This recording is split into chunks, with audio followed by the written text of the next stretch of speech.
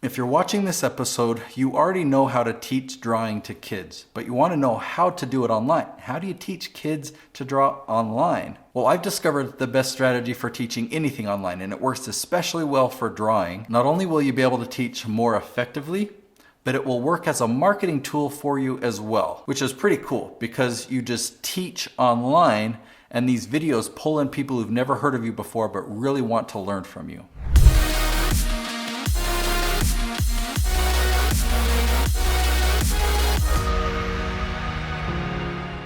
So first we're going to talk about the strategy of how to teach kids drawing online.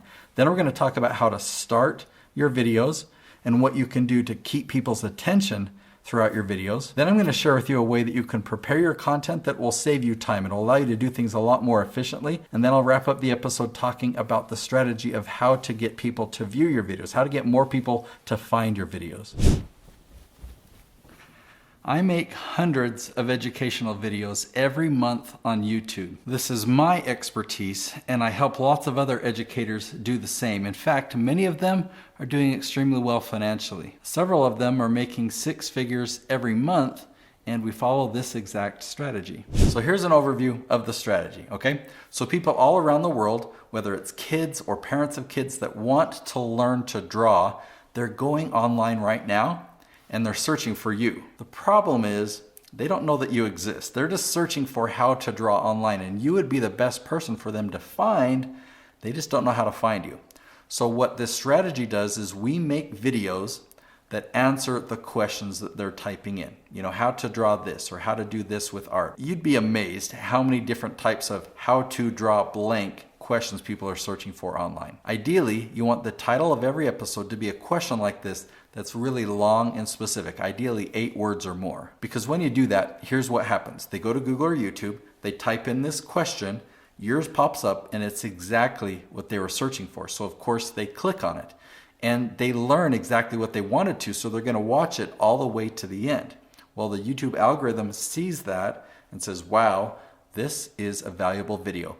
Let's suggest this video to more and more people. So that's the tactical side of why we do this strategy. But think about it from the viewer, okay? They want to know how to draw online, and they find you, and they're making eye contact with you when you look into the lens of that camera. They build a relationship with you. They trust you, and they've learned from you already. And so when they're ready to hire somebody, they go to you. Let me show you how this works. All right, this next part I'm real excited for you to see. And if you're just to take one thing away from this video, watch this next part, okay? Because there's a tool that if you use this tool before you film, it'll make sure that your videos get seen. So instead of making an amazing video that you post to YouTube and having it sit there and not get any views, now you follow this step and you put this video on YouTube, and you'll get views now, you'll get views a year from now, you get views 5 years from now, and it'll keep growing and building momentum. This tool is called the Keyword Magic Tool, and it's on the website semrush.com. You can see up in the corner. They have a lot of tools, but this is the only one that I use. And if I come in here and I type in the word draw,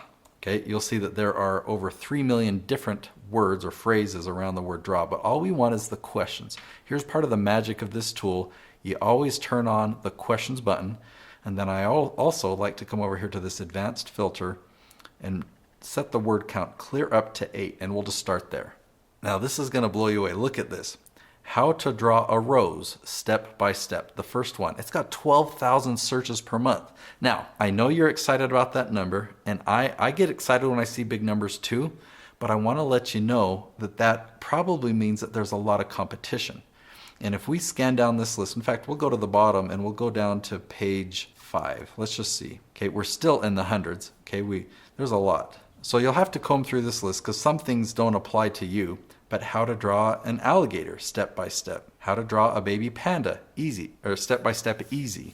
There's 2 things that I want to point out about the value of what I just showed you. One, you use a tool like this and you'll never run out of ideas. But maybe you already have a ton of ideas of things that you can draw or things that you like to draw. But this way you're making sure that your ideas match with what people are searching for. And if we know that there are 70 people searching for how to draw a baby panda, you want to make sure that you phrase it exactly this way, because you title that your video, people go to Google or YouTube and they'll type in this exact question, they'll find your video, and they'll watch it all the way to the end. Even though we're going after phrases that have a lower search volume, we're eliminating all the competition.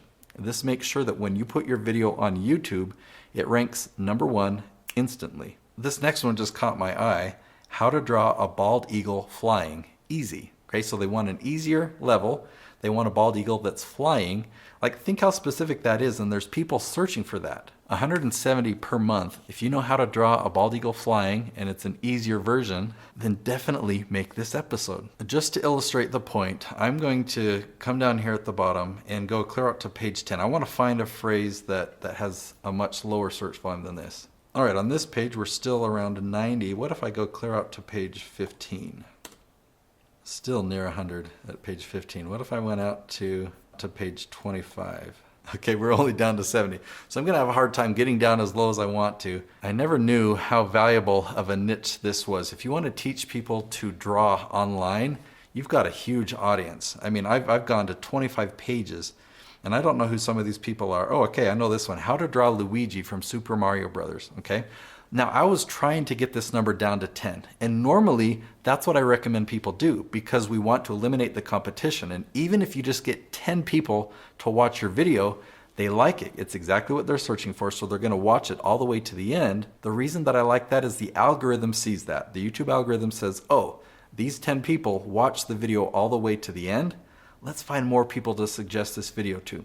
So that would normally be my recommendation for you. But because this is very unusual, I've gone to 25 pages and I still haven't gotten below 70 searches per month. Go ahead and start with 70 or go ahead and start with 100. My purpose for getting the low number is to eliminate the competition, but there are thousands of options for you here, and I know you're going to get great results. What's exciting to think about is that you could pick a phrase that's 100 searches per month or maybe 250 searches per month. You post that video to YouTube right now and you'll rank instantly on the top of YouTube and start getting 250 searches per month. That's pretty cool. All right, in between filming this video, we kind of thought about that Luigi is a pretty common thing that people might want to draw. So if I copy and paste that over to YouTube, you can check and see what level of competition is there. So the exact question, how to draw Luigi, okay, that exists right there. And then it uses a line instead of from Super, but it says Mario Brothers. Next one, the same thing. This one does say Super Mario Bros. So you know what? So here's the challenge that I want to give to you. This tool is going to give you thousands and thousands of ideas, but I want to make sure that you can eliminate or remove the competition so that when you post a video, it ranks #1. So take one of the titles that stands out to you, paste it into YouTube, and check to see, do I think that I can compete with these people? Not based on, do I think it's better, but we're really going by, will the algorithm think that my video is better than theirs? If you want an easier step, I'll show you what to do. Come back up to the top, go over to volume, go back into the advanced filters and increase the word count. Let's go up to 10. It's gonna make it even more specific. Let's just scan through the list and see if we can find a good one. All right, now think about this one. How to draw a rose step by step for kids. We saw that there are thousands of searches for how to draw a rose, even step by step, but by putting that extra 2 words in there, for kids, if you want to teach kids to draw, those are going to be important words to have in your title, and so that brings up a really great idea. Or how to draw a dolphin jumping out of the water. There's going to be a lot of people that draw that, but their title might not say that. Let's go check. All right, so I smile because I rarely see this. These top 2 videos here, basically say that, how to draw a dolphin jumping out of the water, and this one here says step by step.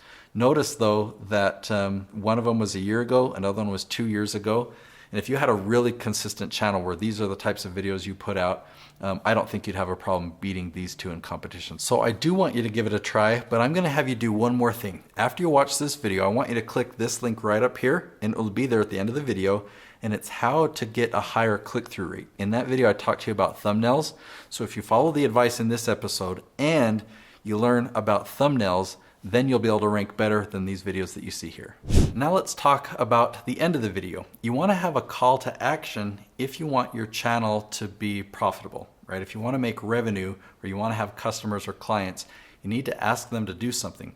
But it's actually easier than you might think. You don't have to sell them anything at this video, which would kind of be weird when it's an educational video, right? You're giving away information for free, and then at the end you're trying to sell them something. Nope, we don't have to worry about that. Give them a free gift. Okay, so you might say something like this. Hey, now that you've learned how to do A, B, and C, I want to give you a free copy of my book. I go way more in depth on this topic, and if you click the link below and you just cover the shipping costs, I'll send you the book for free. That type of a call to action or that type of a lead magnet, the gift that you give away is called a lead magnet because it attracts leads. That can be really effective because in order for them to pay the shipping costs, they need to give you their name, their phone number, their address, their email, and they're paying a few dollars so you know that they're committed. So it's a high quality lead and you get a lot more of their contact information. As a heads up, the lead magnet that I'm going to give away to you for watching this episode is my Influencer Almanac. It's a digital piece that has a lot of valuable information in there, but there's no cost at all. You just get it for free because I don't have to ship it out to you. I can just email you the link. Another thing that I want to talk about call to action is engagement. You can ask people to do things like, hey, remember to subscribe.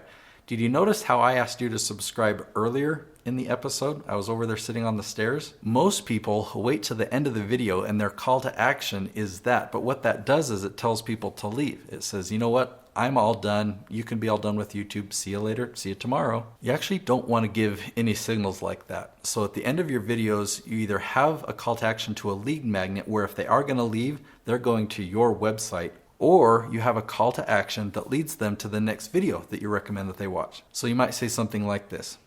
Hey, now that you've learned A, B, and C in this video, if you want to learn X, Y, and Z, go watch this video next. You can point to it, you can tell them the title of the video, but that way they're not ending their YouTube session, they're actually continuing and going and watching another video that you recommend to them. I typically will recommend that we do 5 episodes that link to a lead magnet. So the call to action is to go to a lead magnet. The other 15 would link to those 5 videos. So it'd be, hey, if you've learned A, B, and C, you need to go watch this video next to learn X, Y, and Z. And then at that video, the call to action is the lead magnet. Once I have the titles selected, the list of videos that I want to film, and I'm ready to prepare the content, I use the same outline every time. This is what the outline looks like. I've got my title.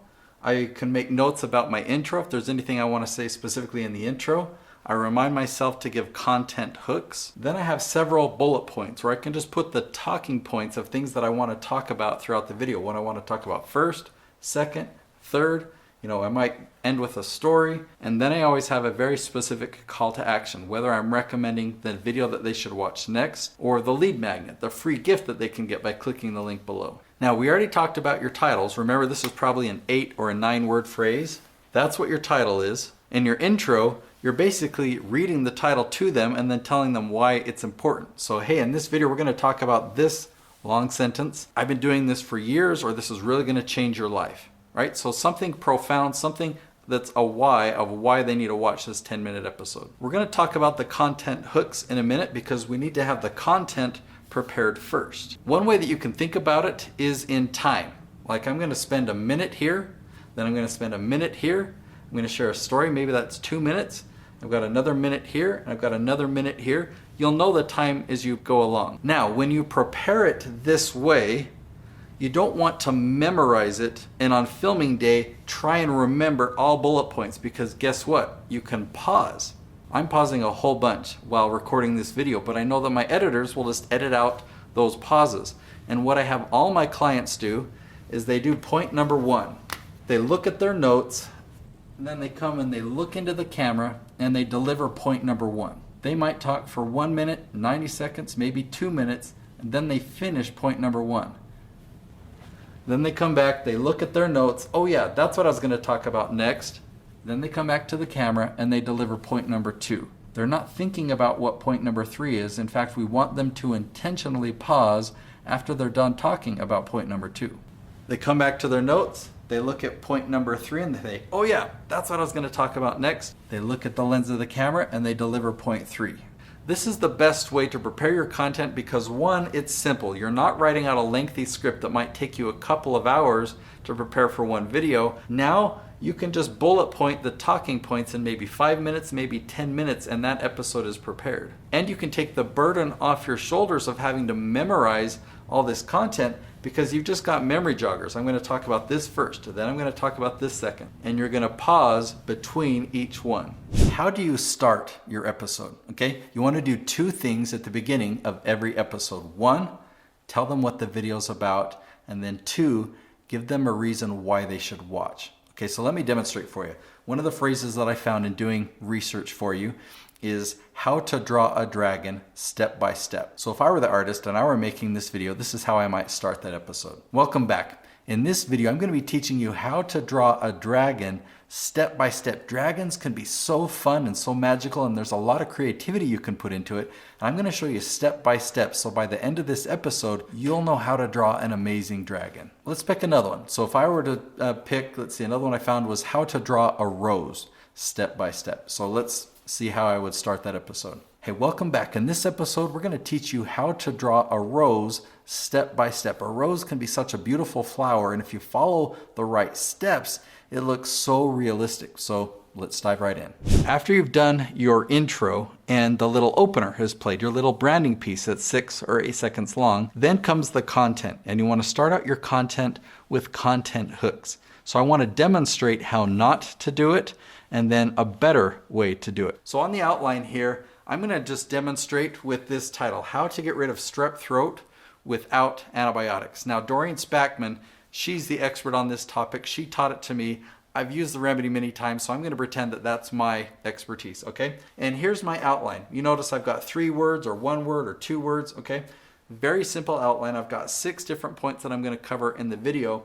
First, let me demonstrate how not to do the content hooks. All right, as we dive into this topic of how to get rid of strep throat without antibiotics, really you just need 3 ingredients. If you go grab some garlic, some cayenne pepper, and some raw honey, and you mix that together, you take that, it will wipe out your strep throat. I just gave away the whole episode, right? Why are people going to need to watch longer? Or maybe they don't believe me. Maybe they think, oh, that sounds too good to be true. Let me go find a better video. Or maybe they do believe me and they go leave to see if they have those ingredients in their kitchen. Who knows, but they're certainly not going to stick around for the full episode. So here is a second attempt, and I'm going to set some content hooks that create curiosity.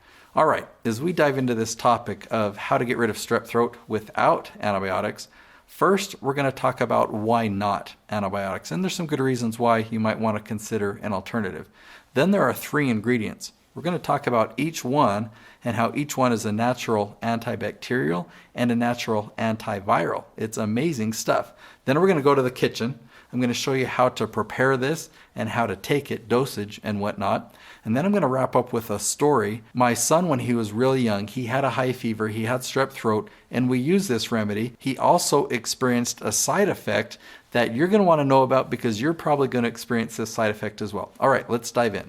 Okay, do you see what I did there? Do you see the difference in the first example and the second one? Hopefully you see how the second one really would create a lot of curiosity and didn't give away the secrets. The whole goal is to create curiosity and help them think, wow, this is an amazing video. I'm excited to spend the next 10 or 12 minutes watching this episode. Now that you understand the strategy of teaching online, I really want to help you further. I want you to really succeed online, and I've created a free resource for you. It's my Influencer Almanac. Now what this is it's an online resource that I continually add to make it better and better.